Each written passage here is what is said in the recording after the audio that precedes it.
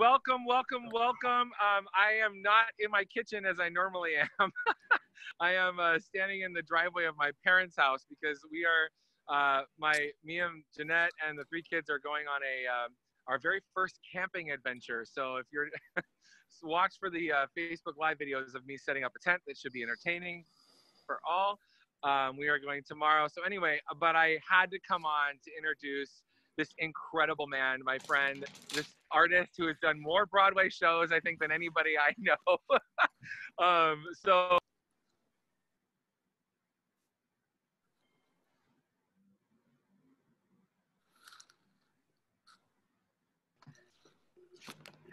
You know, I'm sure he's saying something lovely. Yes. In fact, I'm just going to say thank you so much, TJ. But I deserved every one of those Tony Awards that was bestowed on me. And yes, you can give me $1 million.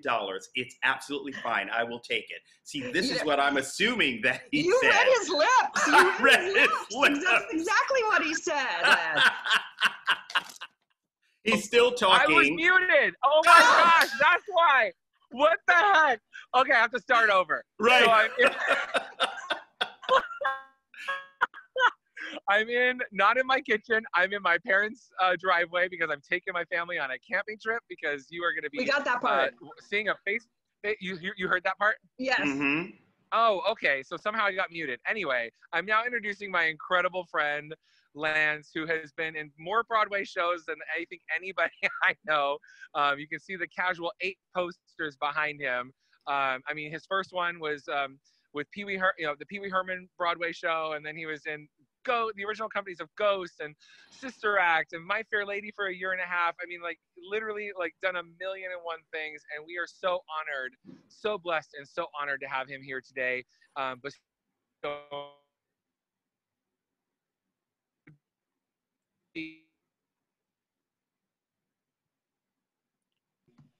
Well, Teej, I think you froze and maybe disappeared. So why don't we know that you have all these wonderful, kind things to say about Lance, but why don't we get going? Lance, why don't you take it away and let everybody know?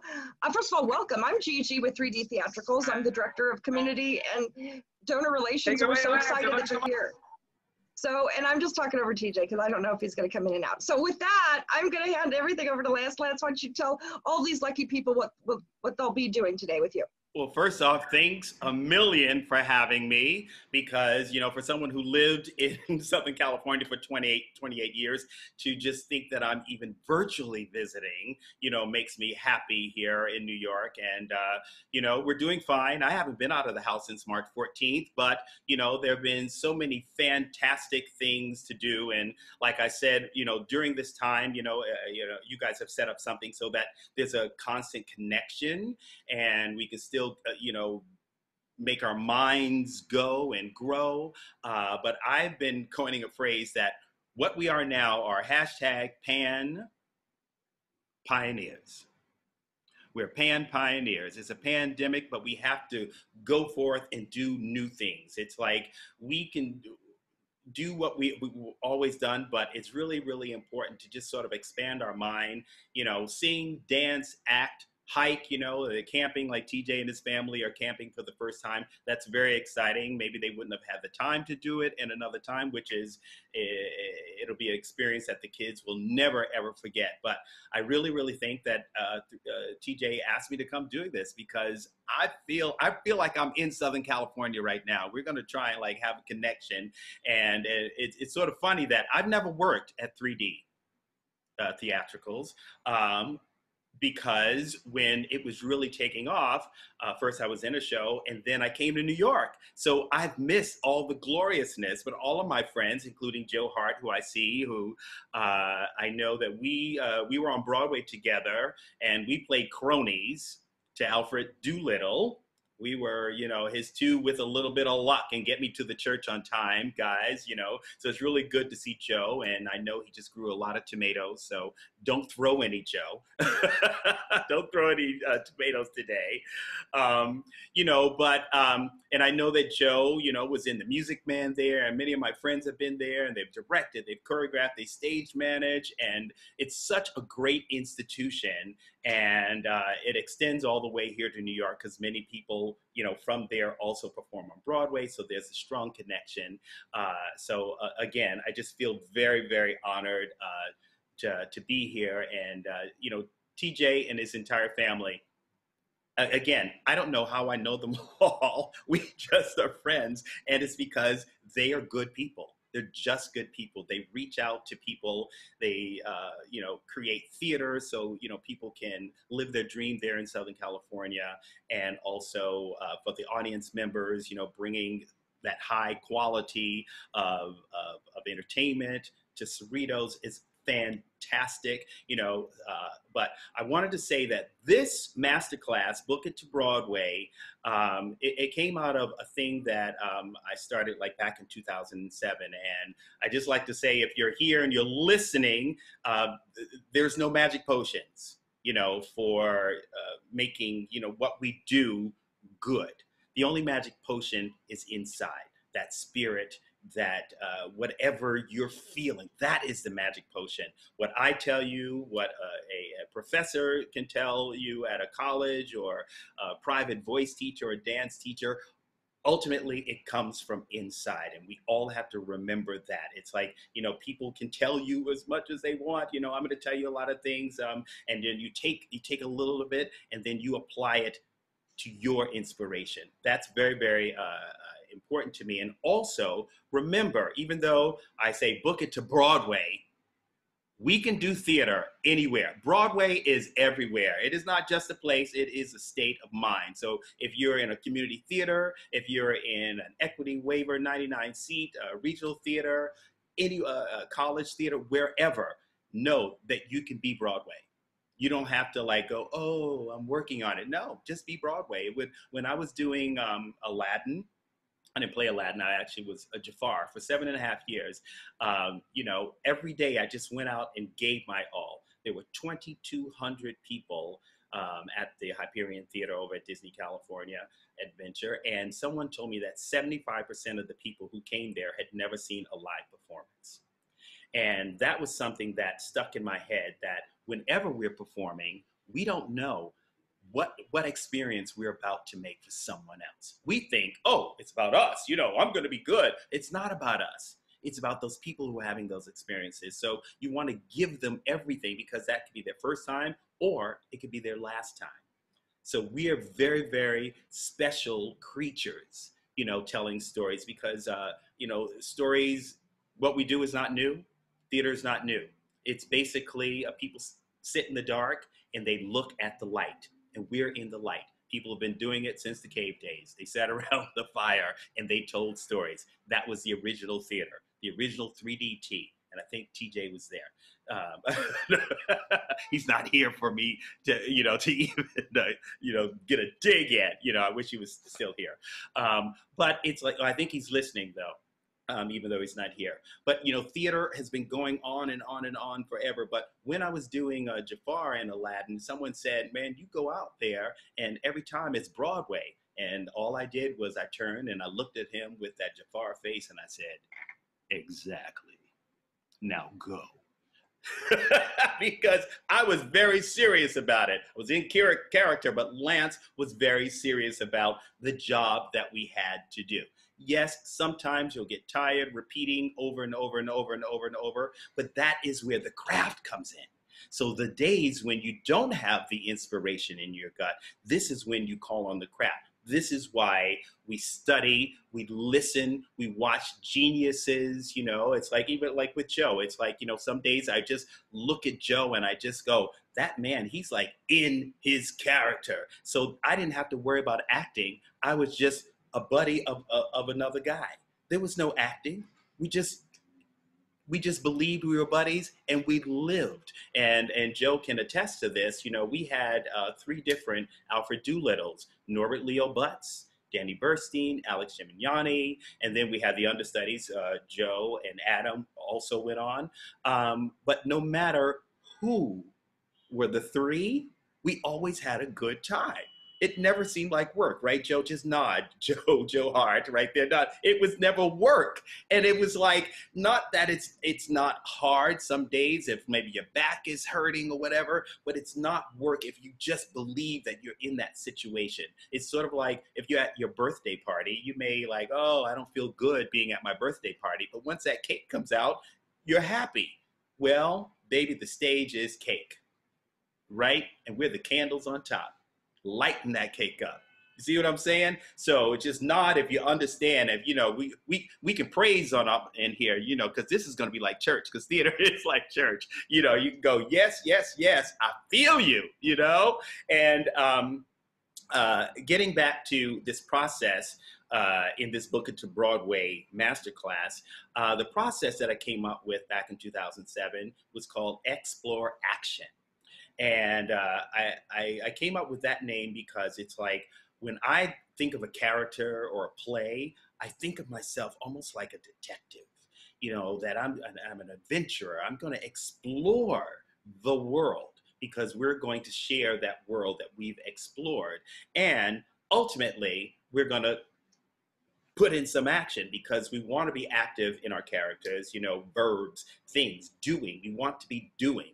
And so Explore Action was the name and that we came up with.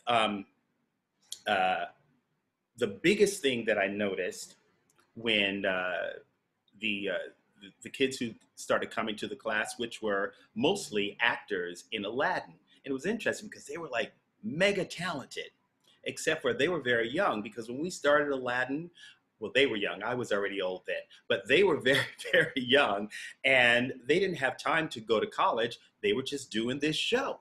And next thing you know, the show ran for 14 years, and now they're full-grown adults. But at that beginning, they were like, wait a minute, we're in this big hit show. How do we continue training? We don't know about Eugene O'Neill. We don't know about Tennessee Williams. We don't know about Thornton Wilder and Neil Simon even, or Wendy Wasserstein. They didn't know about our American playwrights.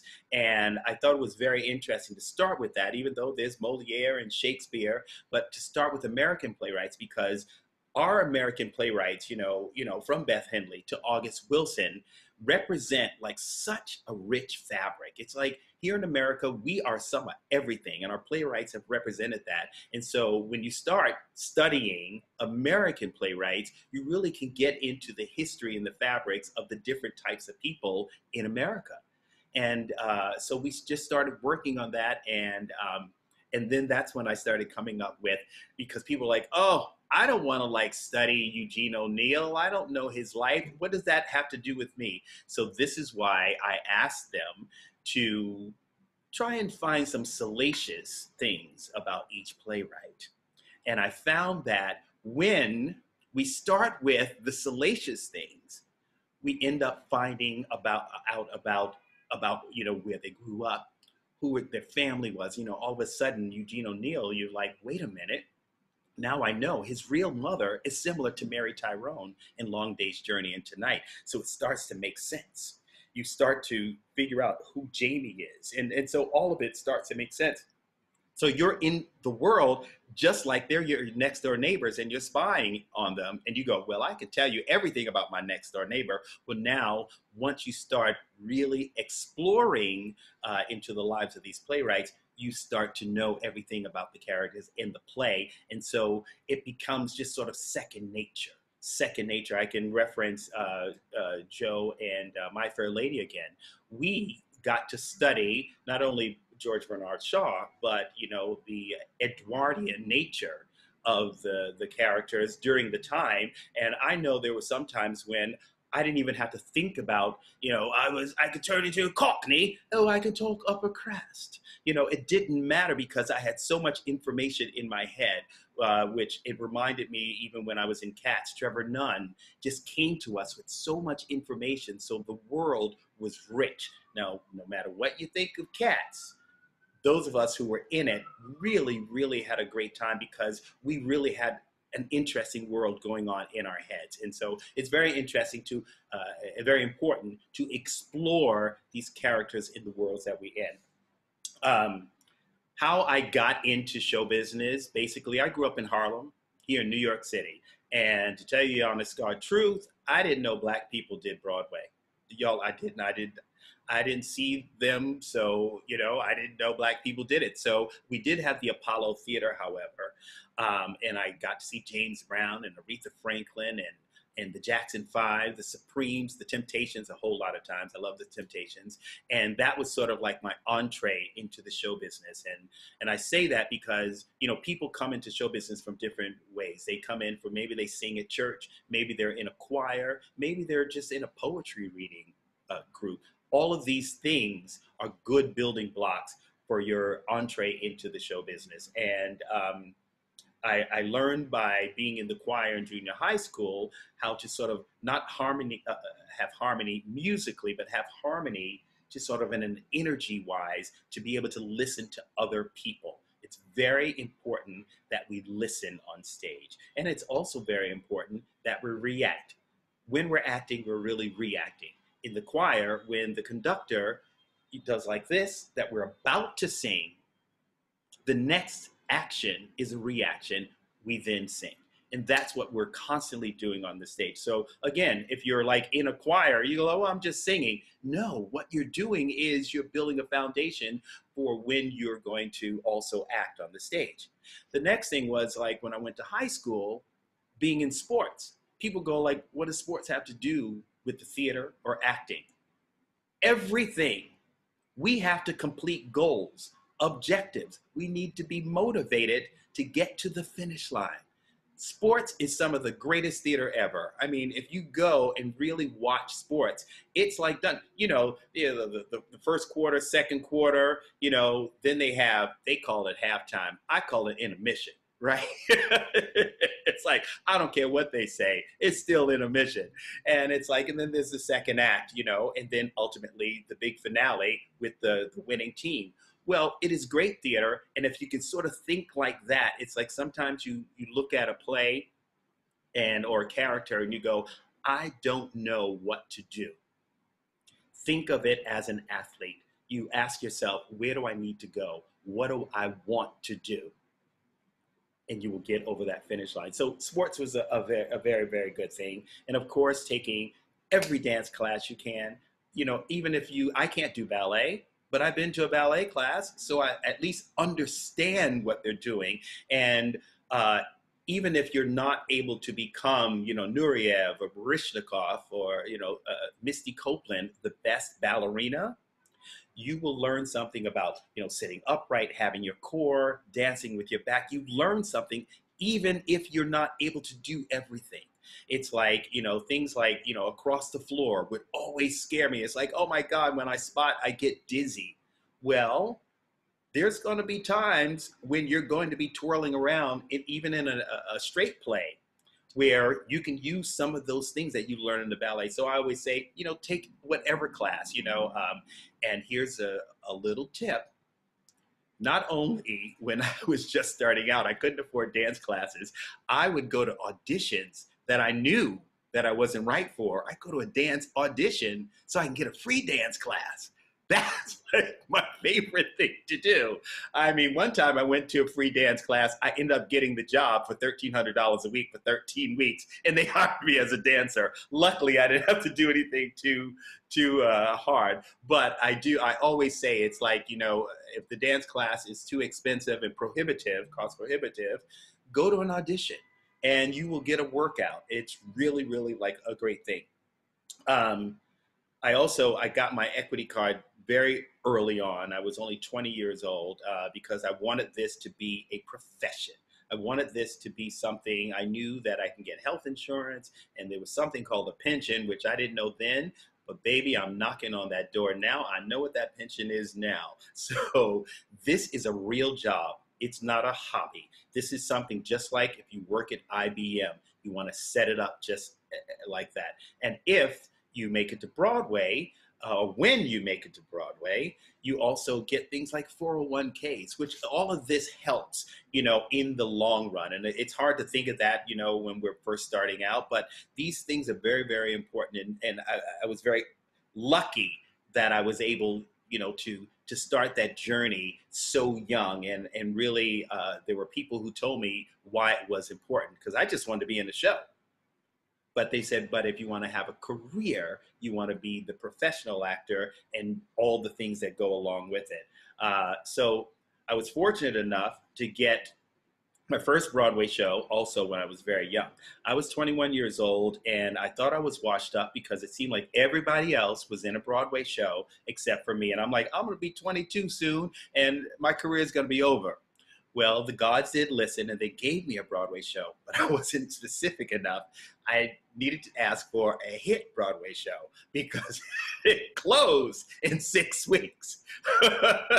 But the lesson that I learned was Martin Charnin was our director, and he had just done Annie on Broadway, and this was his follow-up. And it was called The First, which I found, I think I have it. Someone had given me the original playbill of The First from 1981. It was about Jackie Robinson. He was the first African-American in the major leagues, baseball. And David Allen Greer was Jackie Robinson. And so this was like such a great find. But that was my first Broadway show. And after opening night, when the reviews weren't the best that they could be, Martin Charnin came out and he said to the cast, he said, there's no need to talk ill about the critics who didn't love our show, because if we're lucky, we'll get to go around this block again.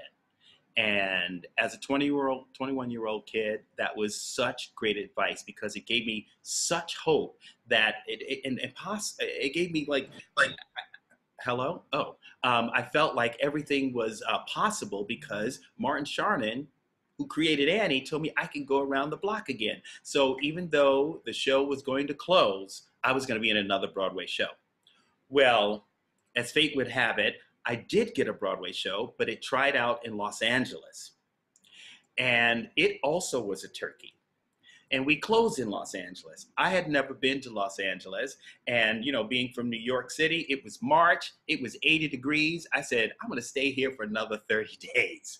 And while I was there, I ended up in a show, and I kept saying, I'm going back home to Los Angeles.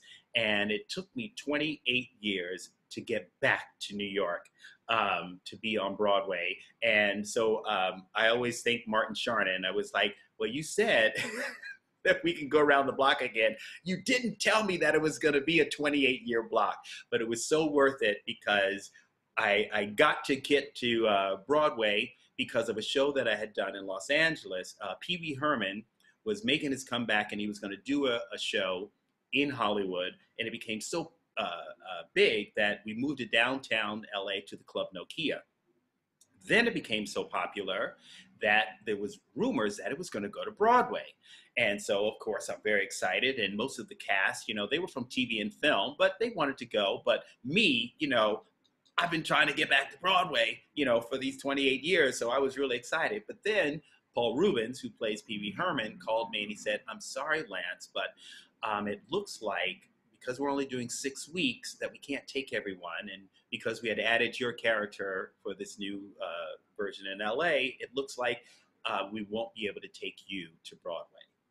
And so I was like, okay, I get it. I understand the whole thing about, you can't make enough money. And so I was happy, I was still doing Jafar and Aladdin. But I was like, okay, fine. Well, one day in between shows at Aladdin, I'm standing outside the stage door in the full Jafar garb and the Jafar makeup and my wig cap on. And I had my phone with me, checking my messages. And I see that it says Paul Reubens. I had him on my phone. And I was like, oh, is he going to call me, give me more bad news about how I'm not going to Broadway? I'm not going to pick it up. But then it's something about the phone just felt persistent. So I said, okay, I'll pick it up, it'll just make me angry for my next performance of Jafar. I'll be able to use it. So I picked up the phone and he said, Lance, get ready because your agent is about to call you, because it's going to be announced in Variety tomorrow, and it was going to be Friday, that you were going to Broadway with the entire cast of the people. Oh my God, I get like emotional just thinking about it, because I remember the moment, because I really didn't think it was going to happen. But then he said he decided to double the amount of time that he was going to work on Broadway, and do 12 weeks instead of the 6 weeks, so that the producers, could afford to do it. And he also told the producer, he said, well, it's sort of silly. All of us go to Broadway and Lance doesn't go, and that's the one person who would really dig it. And so that's how I got to get to Broadway. Whoa, woo! Oh, it's funny. Like when you tell these stories, it's like you forget like how important they were at the time. And it's really great. I mean, I actually were talking to him the other day because we work on another project, and he said, I tell everybody that I'm responsible for your Broadway career. And he says, I hope you don't mind. I said, actually, I don't mind, because I tell everybody too. I mean, I thought it was just such a generous thing and thoughtful thing, for him to consider that and to really hear and see me, because he picked up, on my energy and my love for the theater and love for Broadway. And because of that, I got to like burst on stage, center stage in the spotlight as the king of cartoons of my first Broadway. It was, I like to call it, not a comeback, but my return. Even though I had never made it onto the stage for the first, I just burst out, and there's something.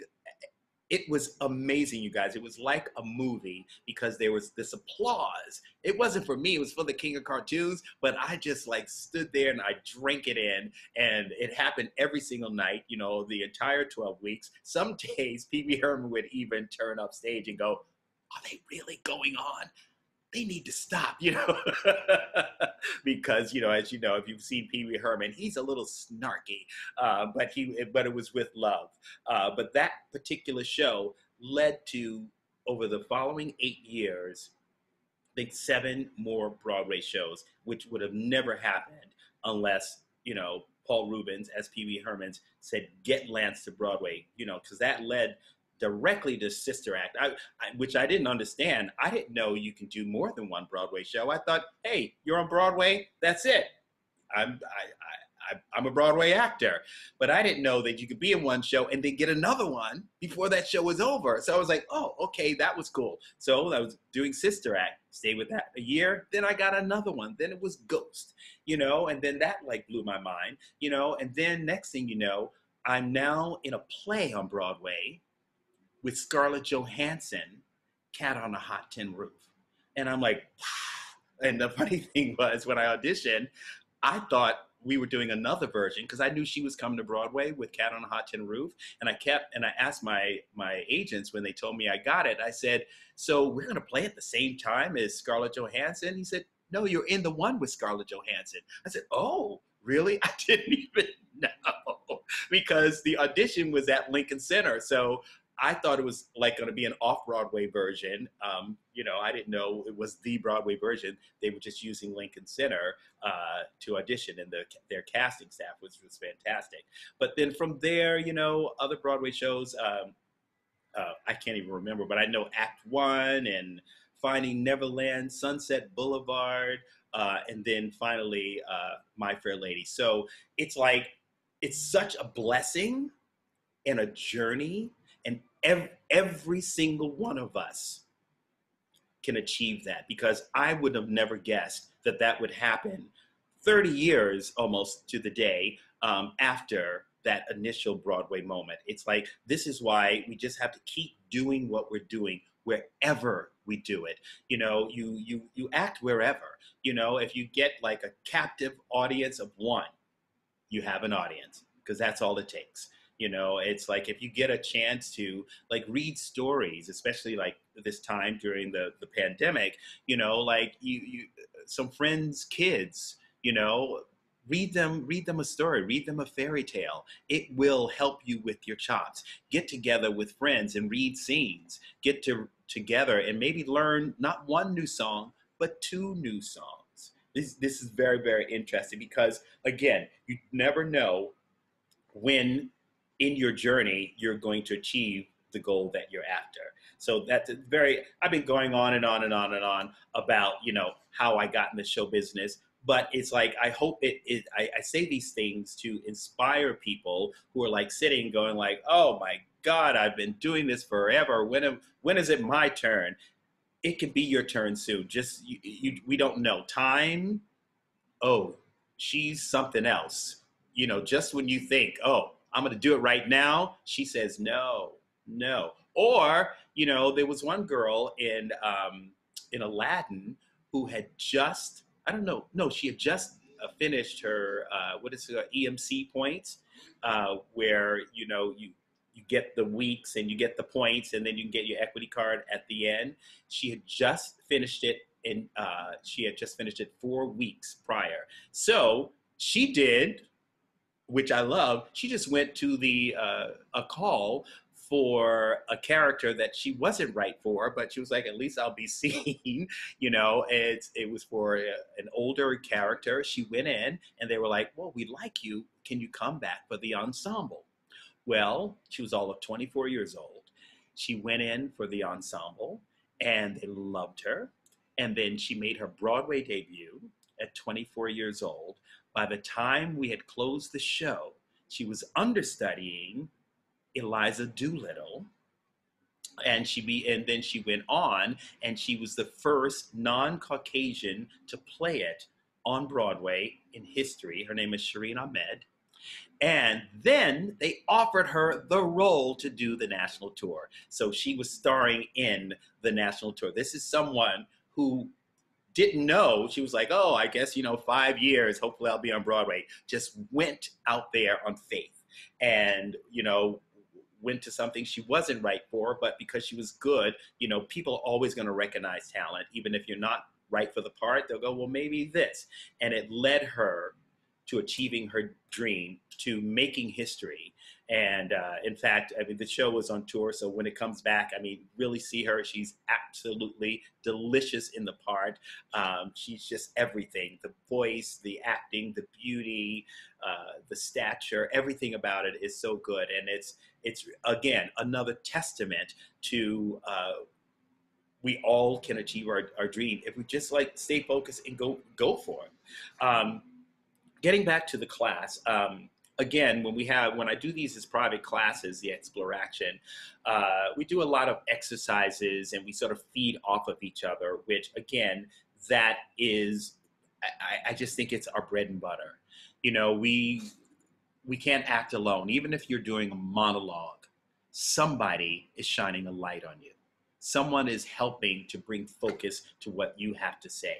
If you are, when we're acting on stage, it's a ball game, back and forth. It's tennis. We're volleying. Even if you're not saying anything, the thought is as important as the text. People may be talking over there, but how you feel and what you're thinking adds to the scene. We want to keep it alive. It's alive. It's even I'm looking at your faces now, just looking in, there's a sense of being alive and being engaged. This is the same what we do on the stage. And you already know this, but it's just something to remember. Again, maybe we'll get bored, doing several performances. There's no need to get bored if you just really listen and think how do I feel about that?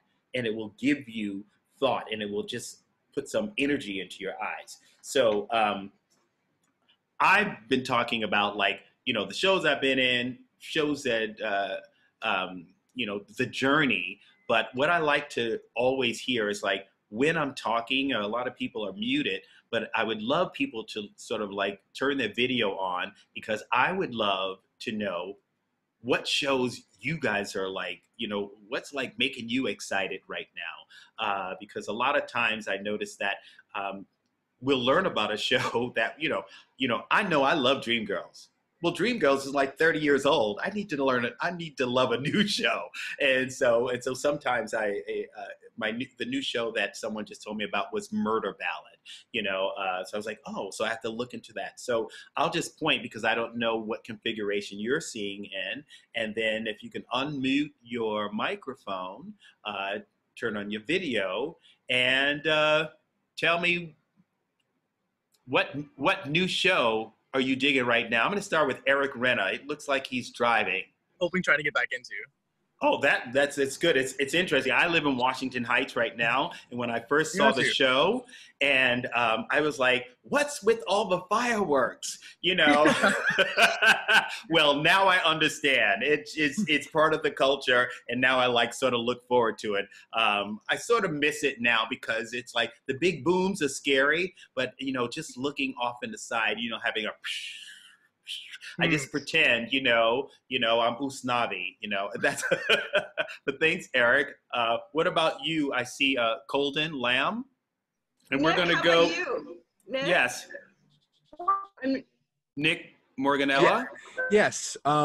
Mine, I think it's only been produced one time by one of the original singers from this. It started as a concept album by a musical theater duo called Miller and Tyson. It's called Fugitive Songs. Which you can find on Spotify or any music sharing platform. It's really excellent. The songs all kind of share a through line of traveling and escape and freedom and all of those kind of interconnected themes, and so what they mean in different contexts. So there's songs about a trio of men who ride bikes. There's a song about a guy who works at Subway, and etc. So there's some very interesting. A guy who lives in Washington. There's a great song sung by Broadway's Joshua Henry called Washington Heights. That's a really excellent song about what it's like to live in Washington Heights. So there's some great stuff there. I think it was produced, one of the original singers, Karen Olivo, who I'm sure many people are familiar with. Yeah. She produced, I think, a full staged version of it at her alma mater college. So it has been produced as like a show at least once, but otherwise has been done in like staged sing-throughs and lives as a concept album. So that's something I would highly recommend. There's some great stuff in there for all matter of voice types and gender expressions. Oh, awesome. Thank you. I wrote down Fugitive Songs because I definitely that Einstein at the beach, so that's very exciting. What about Max? Because we don't know. It's like this one thing that I got cast in this play. It was my first callback on Zoom, and I did it, and I was like, I didn't hear. I was like, I guess we're not doing it because of the pandemic and the lockdown. And then I got a call, and they were like, well, we're not doing it at Williamstown Theater Festival, but what we're going to do is that we're going to do the play, and Audible.com is now doing it. So that's why I say it's like everyone just has to put yourself out there. You don't know. People are working on things. It's not over just because, we think, live entertainment. Other people are coming up with ideas. There's going to be all kinds of virtual programming that's coming in the fall. Full-on musicals people are working on, and a lot of the new plays. Audible is getting in. They've already done one, and we're going to be the second one. So I say fingers crossed. Music Man, an outdoor concert. If we're not in a theater, you'll still be in it. Yeah. That will rock. So I want to share one. All right, Gigi. Now, I have absolutely no talent like all of these people, but I do want, listen, when I was in London, I saw a show that blew me away. I'm obsessed with it, and it was about to open on Broadway right when everything shut down, and that is Six, the musical. Yeah. That CD is so amazing. It is phenomenal. So power to the ladies telling the story. The music is fantastic. And for those of you who don't know it, I like to describe it as the Real Housewives of Tudor and the Spice Girls had a baby. Yes. And it's this show. Yeah. It's so fantastic. And the six powerful, I love over there, they teach them about the 6 wives of Henry VIII who had their own contributions other than being just his wife, but divorced, beheaded, died, divorced, beheaded, survived. And that's kind of the running theme of the show, along with them all competing in like the Voice type of singing competition on who's the best of the 6. And if you haven't heard the soundtrack, I know it's on iTunes, keep an eye out for it. I know they're on Instagram and Facebook. That is one heck of a show. So, and it's if rocking. I could sing and I was 10 years younger, I'd go try out for that show. Well, keep that dream alive, Gigi. Keep it alive. Yes. Keep it alive. Why not? You never All right, know. we got to go on with this class enough of Yes. 6. So, Okay. Jeff, I see your video on. All of that kind of stuff, like, reminds people the collaborative nature of what we do.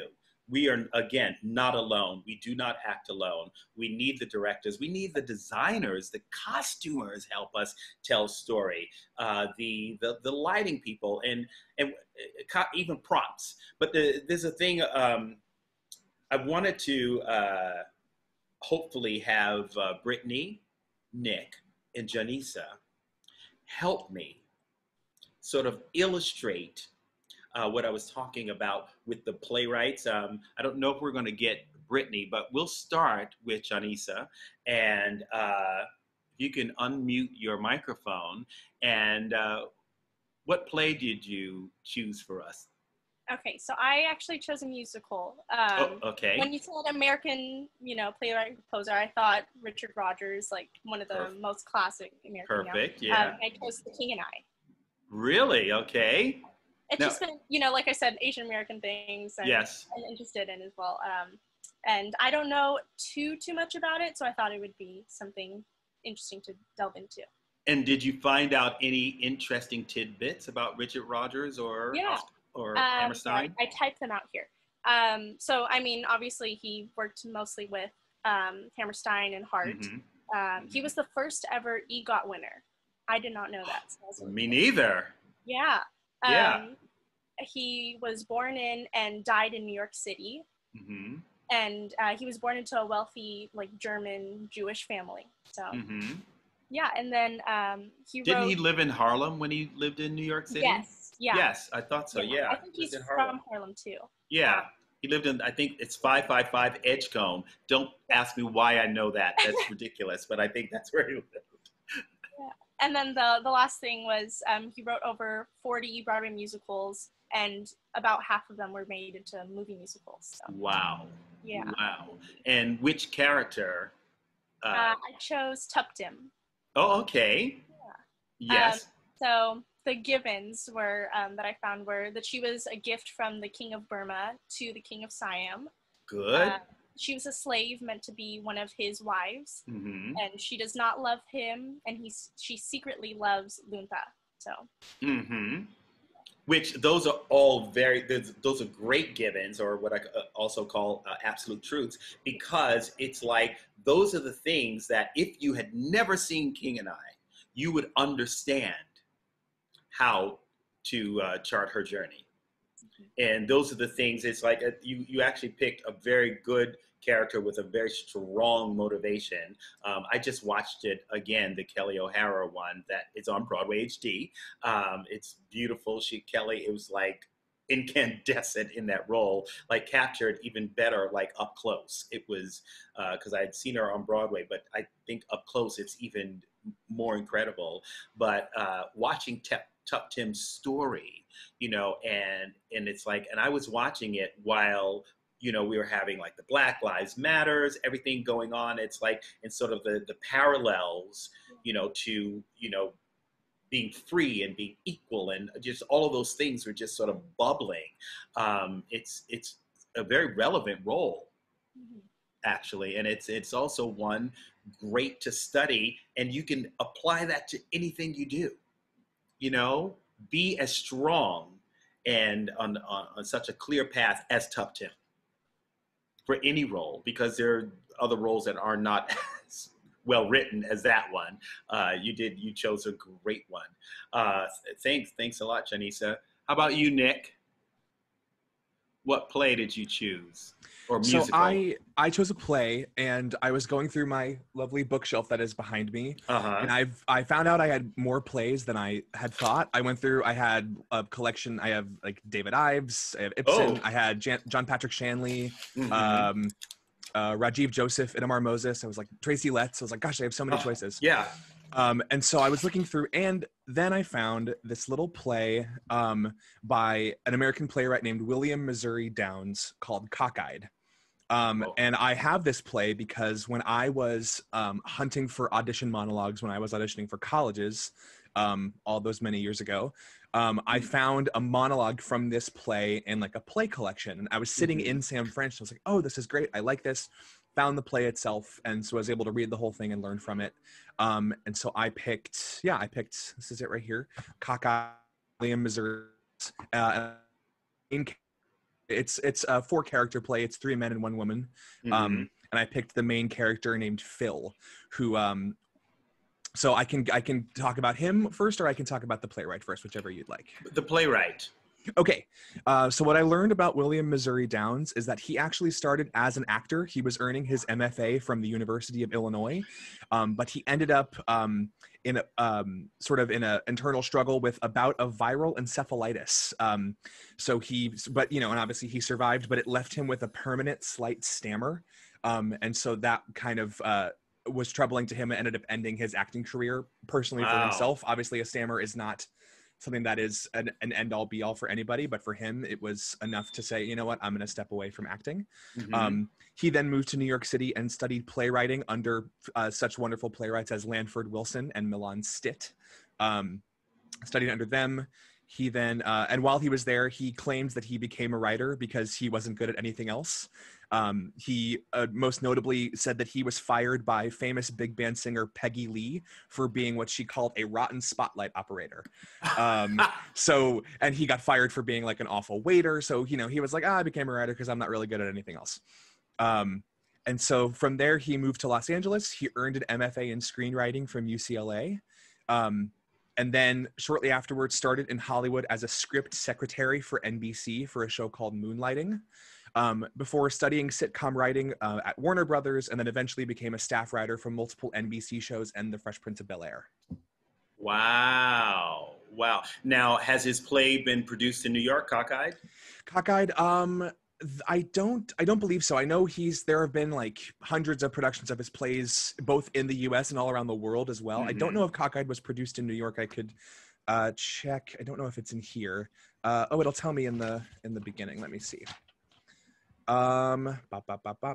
Its first workshop was first produced in St. Louis, and then its first workshop production was staged in Cheyenne, and then I believe it came to New York. It might have been off Broadway. Okay. And so this main character, the whole place takes place in New York City. So he lives in New York. He works at an office as an accountant's assistant. He majored in philosophy in college. Philosophy is a huge part of the story of this play. So a major in philosophy is very important. And I wrote that he is intelligent and very well read, almost to a fault. So that sort of carries those neuroses with him, and it sort of leads him through the story of the play. If you look at the cover, that's a heart-shaped engagement ring box that has a glass eye inside of it. Okay. So it's a very cute, strange little play. So those are the basic things about Phil. He's essentially in love with one of his coworkers, but she seems to see right through him. And in sort of a farcical way, he discovers that she can't see him literally at all. He discovers that she has a glass eye, and so he's like, oh, I was standing on the wrong side, and that's why she couldn't see me. Right. She can't see him. She can't hear him.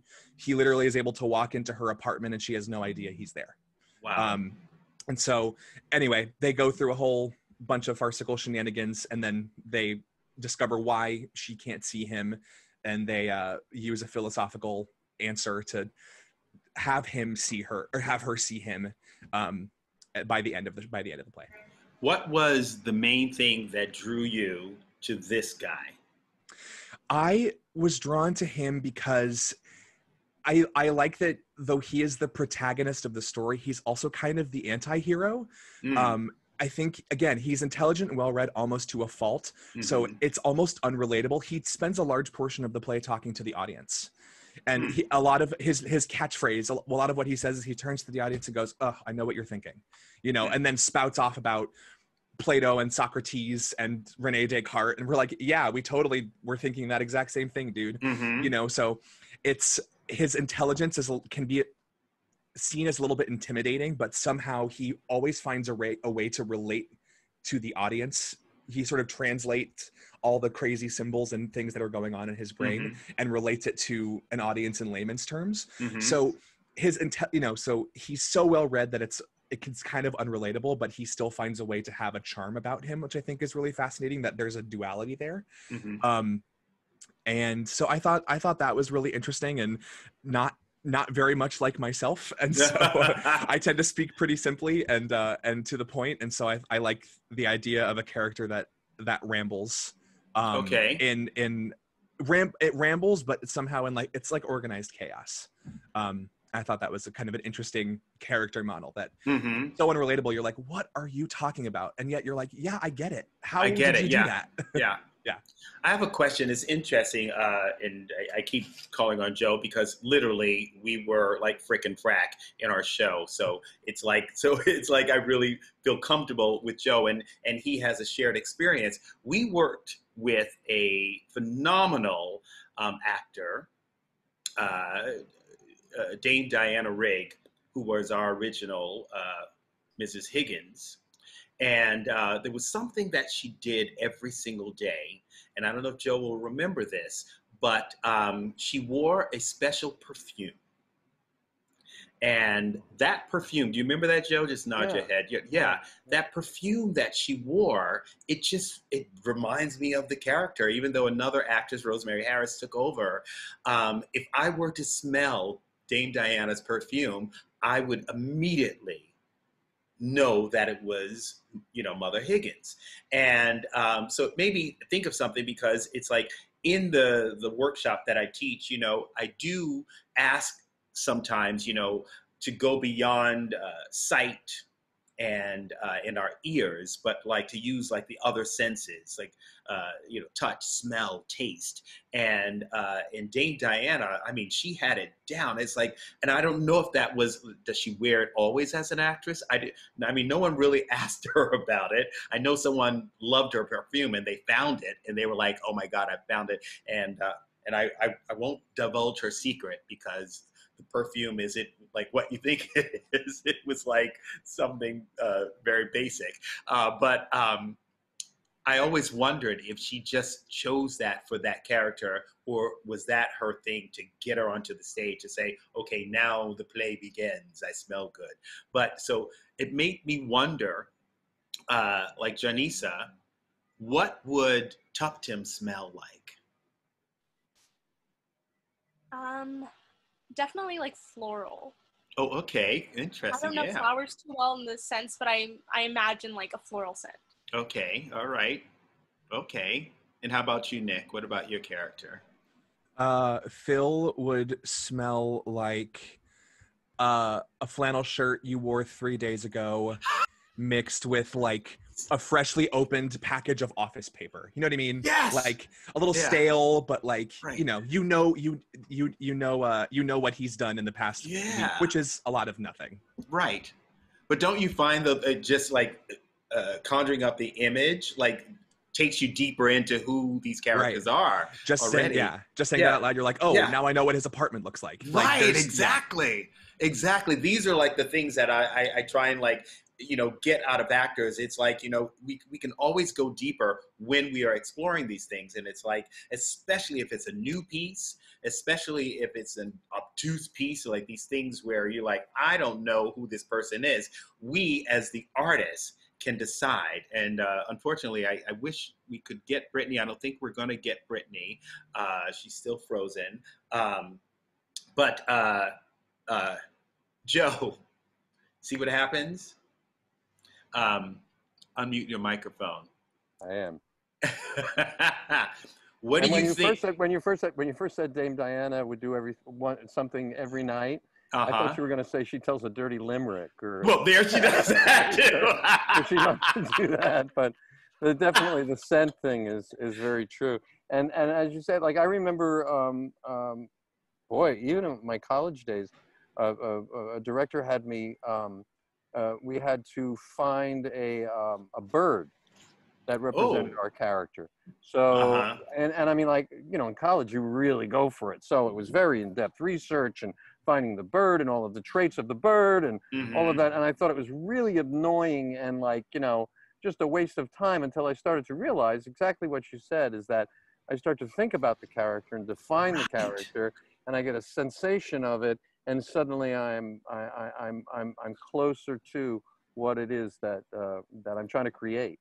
Mm-hmm. You know? Absolutely. These things, Yeah. all of these things, Very you know, get our brains going. And again, you may, when you first hear it, you go, "Oh, that's a lot of crap," but it really isn't. Yeah, yeah. It's Really opening up the isn't. imagination. Yeah. And that's where we play, right? We play Yeah. on imagination.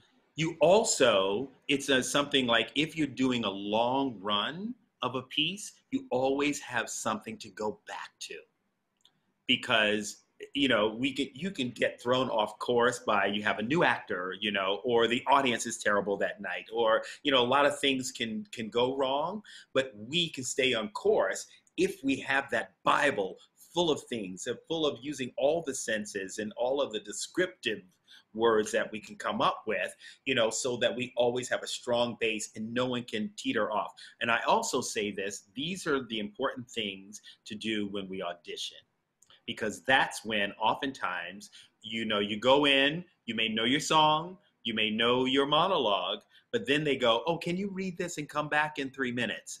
It's like, how do you come up with characters? Well, this is what you have to use. You have to use this short, kind of shorthand, write it down in the margin, and just go the who, what, where, when, why, and how. Write that down in the margin, so it's like, oh, it's tangible. You know, if you can think of how your character smells, write it down. It's tangible. Like Joe said, I love that. A bird or any kind of animal, those things become tangible, so that you go in with sure footing. So you're not worried about, because so often it's like when we're auditioning, what stops us is the fear. And what we're basically afraid of is like that we're not going to get the job. Well, we can't care about, who cares whether we get the job? Somebody has to get the job. Sometimes it's going to be you. Sometimes it's going to be the other guy. I always think if it's the other guy, then good, they're booked. Now I can get the next job. So, so I don't really worry about like, well, whether I'm going to get the job or not. Also, that's not unique. That's not art. We're there to tell stories. We're artists. If you're going in there full of fear and worried about getting the job, where's the art in that? If you say, "Oh my God, I'm nervous," will that help you tell your story? That's a Lynn Taylor Corbett line. She would go, you know, someone said something. She says, "Is that the best way to tell your story?" And I'm like, if it isn't, then you can't use those nerves unless you're playing like a fidgety character. Then you go, "Okay, I'm nervous. I'll hold on to it." Otherwise, there's no need to be nervous. And nerves come from the unknown. Of course, we don't know if we're going to get the job or not, but we do know our characters. Even if we got that paper 2 minutes ago, we have to make decisions. We have to make, if we're Picasso, if we're Van Gogh, we have to decide what color paint to put on the canvas, right? We have those tools using our senses, how they smell, how they look, how they walk, what fabrics they would be wearing. These are our tools to put on the canvas when we walk into the room. So we never have to be nervous. Nerves, I don't believe in nerves. I really think I'm like, that's just like made up, you know, someone just sort of saying, "Oh, I'm nervous," so that you know, maybe they set themselves up to fail. No, you can always win and not worry about what the people are thinking of you, because my big thing is, don't go in to impress, go in to express. You see what I'm saying? Just nod them heads. Yeah, right. You know, don't impress, express. Again, we're in here to be the artist. Yes, we want to make the money and get the jobs, but that comes later. You want to lead with being artists first, and that's what keeps you going on. When people ask me, it's like, this year is my 40th anniversary as an equity actor. It's the Ruby anniversary. And they go like, you know, how do you keep going and what do you keep doing? I was like, first off, I love what I'm doing. And it sounds like most of you really love it. And you're like, you know, deep dives into fantastic, different projects and different types of entertainment. It's like, but if you love what you do, no one can stop you from doing it. And if you really believe that you are a storyteller, just like I always say, it's like when you read a fairy tale, to a child, you don't think, how am I going to say, once upon a time? No, you just go, once upon a time, there were 3 little pigs. Just freaking tell the story. Whatever you do, just tell the story. If you don't know the story, write it down, make up one. Because our job is just to be the storyteller, not to like question what story am I telling. Make up one. You're the artist. You're at that moment, you are Van Gogh. At that moment, you are Picasso. You decide if the nose is going to go here or with Picasso over here. It's up to you. He can't. If he questioned, we wouldn't have his genius. We can never ever question. And I mean, we're like almost running out of time, and I wish that we could do more of these exercises to, you know, take some of these plays and characters, because they all sound interesting. Even like Tup Tim, which is like, I know her, I know the play, but it's like, you know, just starting with, you know, her flower, you know, I just would love to like explore that, because it's like, well, what would that do to how you played the role? If, you know, what's the difference between a rose and Jasmine? It's like, what's the difference? You know what I'm saying? Like, if you were to approach it from 2 different ways, you know, what if she was a bird of paradise? What does that do with like the way she walks, the way she goes into a room? You know what I'm saying? It's like, these are the things that would be exciting to explore. You know, we can't do it, you know, we got 15 more minutes left, you know. We could go a few more if we had to, sorry. Yeah, okay. But it's like, you know, but just so that people can just know that these are possibilities, whatever you go out and tackle, you know, to really think of yourself as the artist, and there's a canvas, and that we have the power to paint and do whatever strokes that we want to do. We can't worry about what people think about our painting. We just have to paint. We just have to, because we love to paint. And it's not like arbitrarily like, oh, I'm gonna, you know, put the nose up here. No, because I feel like, you know, like my sense of smell comes from the top. I mean, it's like, I say Picasso only because he fascinates me, you know, as a human being. You know, if you watched any movies or read any books about him, but when you watch the art, there's like so much personality in the art, and in the decisions that he's made, and also the use of color is phenomenal, because actually people weren't doing that when he did it. It was brand new, and now we just sort of take it as fact. It's the same thing. Each of us can be brand new when we're going out to do it. Brittany, you seem like you're there. I was going to say, I think Brittany is with us now. Brittany, say something, please. Oh no! Oh. It was moving, and I was getting excited. I thought she was here. She's still gone. You know, Brittany, if you're still frozen, my dear, I'm gonna. I know you're trying to get back in on another device. If you want to, can you hear me? Can you say, okay? Oh my gosh! You know what, Brittany? Yeah. If you want to put stuff in the chat, I'm happy to read it out. Oh, that would be great. Oh, yeah. Are you there? Wait. Can you hear me? Yes, yeah. We can. Yay! Hey, you guys, this is called drama, conflict. I mean, you know, we want to hear from Brittany, but our conflict is Zoom. It's technology. So, Brittany, if you can speak. Oh, you have the best frozen smile right now. I just want you to know that. I love this. It's just sort of like, it just reminds us, you know, how human we are, you know, and how beholden to technology we are.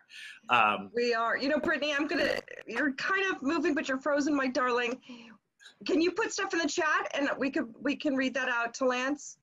While you do that, you know, Lance, you said something that I still resonated. It's still hard for me to understand. Mm-hmm. You said 40-year anniversary of being an equity actor? Mm-hmm. Yes. Like 40? Yeah, 40. Yeah. You still look like a kid. So bless you, Gigi. How is that possible? It is very possible. I was like, what? No, I'm 60 years old. Yeah. Well, you still look like a kid. That's Oh, ridiculous. thank you. It's a Thank 60 you. looks good on you, sir. Thank you. I may Thank you. say, if that's okay for me to say. Absolutely. And I think it's all about like continuing to do what we love. And I think it Yeah. keeps, actors in general, we look younger. If you'll probably, go to your high school, you go, damn, dude, you look old, it's like the 32, it's like as actors and artists, we tend to look younger anyway. It's because we are constantly like, bringing life into our bodies and into our spirits, into our souls. And it's very, very important, to stay engaged so that we can, stay youthful. Yes. Well, it's very, very important. Okay, good for you, sir. So, Brittany, we're going to try you again. You're frozen. So while you guys are working that out, Gigi, I just wanted to just sort of impart some like interesting things that I've like stolen from people over these 40 years about auditioning. Please do. These Brittany, are like, we'll work it out. Yeah. So the first thing is when you walk into a room, and again, you're going to know a lot of these things, but it's like I like to reiterate, so in case people hadn't figured that out. When you walk into the room, I think of that as the entrance. When you walk through the door. In fact, I never let people push me into the room. If the casting director says, okay, Lance Roberts, it's time for you to go in, I take a beat before I make an entrance, just like I take the same beat before I make an entrance onto a stage, because now it's mine. It is mine. And know what you want to do when you walk into that room. And the first thing is, it's like a first date. You want to say hello.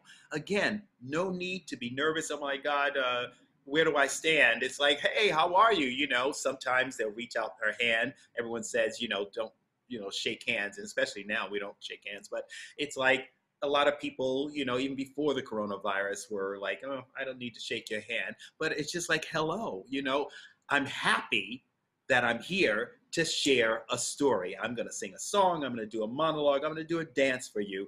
I am happy that we are doing this together because everyone is doing it together. They are just as excited that you're in the room as you are that you're in the room because they're shopping and you're selling. So there's that. I always say also, look forward to what you're about to share. Look forward to it. It's a good thing. It's a good thing. It's a share. You don't have to like sell anything. It's a share. Also, if it's a musical and you have an accompanist, I say they're not your accompanist, they're your accomplice. Because remember what I was talking about being a detective earlier? You are about to commit a crime. You're about to steal that part and make it yours. They are your accomplice. So make sure that they know the plan. So you go over there, you're like, so you know this song? And then they'll go, no, I don't know this song. Well, it goes like this. Give them the feel, or so they get a sense of tempo. Also, if you're not sure of the note because you're a little nervous, you're like, oh, just give me that C here. Oh yeah, ba ba ba ba. Yeah, all right. So just make sure you make eye contact because that's your accomplice. Y'all about to steal the part, right? So as you walk to center stage, it's like, okay, watch me, man. You'd like, watch me. All right, we're ready to commit a crime. And then you go, shaking the blues away. And then you just launch into it. Now you got a thing going. And I'm going to tell you, this is another little secret, just like my going to a dance audition to get a free dance class. While you're over there with the casting director, I hope there are no casting. There were a couple of directors and choreographers on here. But while you're over there, it also gives the people behind the desk to forget the last person. Because trust me, when you walked in, they were still thinking about the last person. They don't have time for you. This gives them some time to take you in. And trust me, they're also watching your rapport and your relationship with your accomplice over there, because that's also how you're going to rehearse. It tells so many stories about you. So you have gotten the part or not gotten the part in that little 30-second thing. And so that's very, very important, the time you spend with your accomplice. It's really, really big. Don't ever feel rushed. It is your time. And I've heard this from Tara Rubin. I've heard it from casting directors. They were like, it's your time. We have these 5 minutes for you. So don't feel like, oh my God, I'm so sorry. Okay, all right, let's start a song. No. Take your time, once upon a time, and tell your story. All right. And most people know, if you want to like really, really nail an audition, make sure you know the beginning, the middle, and the end of your piece. If not one level, not leading up to the high note. I always say, who cares about the high note? They're going to hire, Rebecca Eichenberger for the high note anyway. She's not watching, but it's like she does a lot of Broadway shows, and they hire Rebecca Eichenberger. They literally call, we need Rebecca Eichenberger to sing this high C, and she is in the show. Literally, that's what happens. If that's not your gig, don't worry about that. Don't go, I'm working on this. If that's not the best way to tell your story, sing a song that you believe in. I choose a song with good lyrics. I sing 2 songs, and I've been singing these 2 songs since 1977. If You Believe from The Wiz, because I love its message, and Shaking the Blues Away. Now, I can do Shaking the Blues Away as an up-tempo or a gospel song, almost a ballad. I will do it any kind of way, but I love the words. It's like Shaking the Blues Away. It's one of those messages that I love sharing. So therefore I do it. So I always say, find a song with lyrics that you love to share. So if you are a little bit nervous, because we're human, I know that it's, I can say, don't get nervous, but I know other things happen in the day. If you can really, really key into the lyric and know that this is something you want to say, then you won't be nervous. You will be there to make them feel good. So it's about them. Jerry Zaks, who directed me in Sister Act, I heard him give a great note to an actor, and I have stolen it for my self-tapes. I've stolen it for television auditions, and most definitely on stage. He said, make the listener, the other person in the scene, your partner, more important than you. If you can do that in an audition, even though you think it's about you, it really is not. It's about the relationship between the person who, they always say, look over the auditioner's head so, that they don't have to feel like they're engaged in the scene with you. But that other person is more important than you are. That's great advice. Lance, I know we're getting close to time. Yes. And, Brittany poor thing has been, Wi-Fi has not been her friend today, but she did put in the chat, and I'll read it to you. She chose an opera because she has a lot of homework to do with playwrights, plays. She has seen more musicals. She chose Porgy and Bess and the character of Clara, who opens the show by singing Summertime. Although they don't have a lot of money, she imagines what life is like for her husband, and her baby. I love it. Brittany? Oh, no, she's still in slow-mo over there. She's in slow-mo, but I want you to, talk to her. And Brittany, if you type in your comments, I'll read them out to Lance. Well, also, before we go, if there are some questions that you want to ask me, I don't know how far we can go over, but if we run out of time, you're welcome to just email me. I'm lanceontheloose@gmail.com. One word, lanceontheloose@gmail.com. And you can ask me questions, and and we can even talk more about some of the characters, and I might have some questions, because I'm watching Fugitive Songs. Lance, I put that in the chat. You want to make sure I have that correct? Your email. Okay. Yeah. Let's see.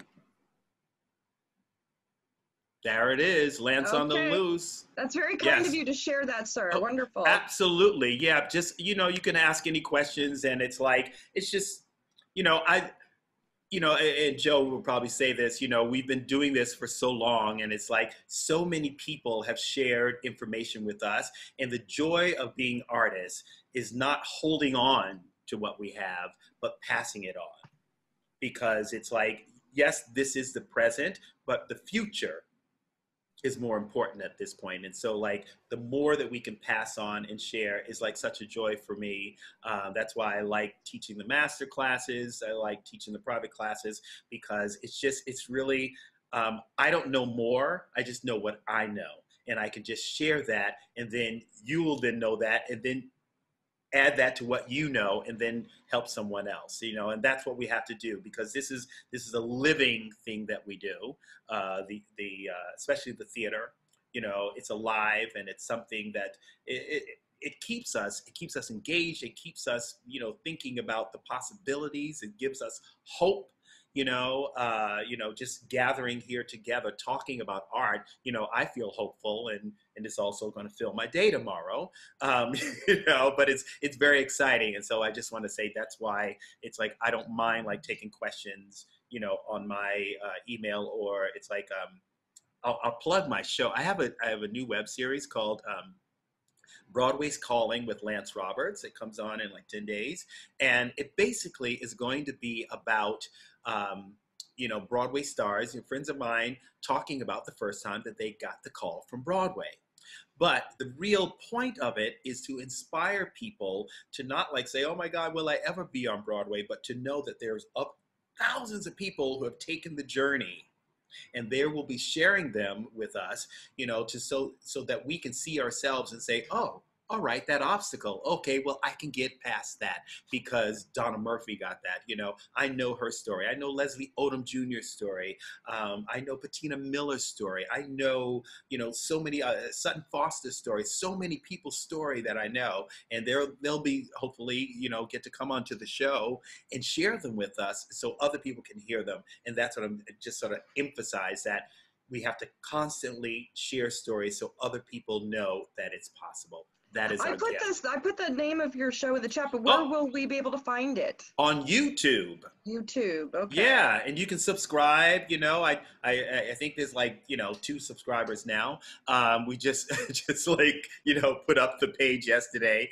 It's not for another 10 days, but you know, hopefully, you know, we'll get a few more subscribers, and the show should be very exciting. But the whole point is that to continue to inspire each other. We need to know it's like we're in isolation, and sometimes, you know, we just feel alone.